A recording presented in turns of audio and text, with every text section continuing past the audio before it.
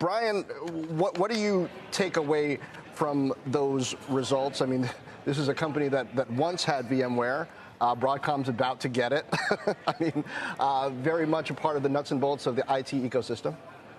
Yeah, absolutely. And you take away that the sector is still healthy, and you're still going to see the opportunity to grow in these types of environments, and a more moderation in economic activity. I was also very enthused by what we heard from Lululemon. I mean, Lululemon showed that the consumer is still relatively resilient, but this inventory concern that people had a year ago, worries about supply chain challenges, worries about whether businesses were going to be able to stock the shelves, you start to increasingly see that has become passé. So, all in all, whether it's businesses spending on tech upgrades, whether it's the consumer that's been generally resilient, the inventory concerns fading, all of that creates a better backdrop for risk assets than I think a lot of people expected at this point in the cycle. Very consistent with moderation in growth, which is what you would want here, and an easing of inflationary pressures, which quite frankly allows the Fed to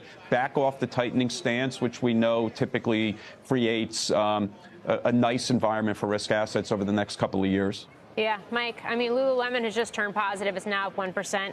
Dell is just shooting higher. It's 9-10% right now in after-hours trade. It kind of speaks to Dell, the strong results and the strong stock reactions we've gotten from tech companies all week now.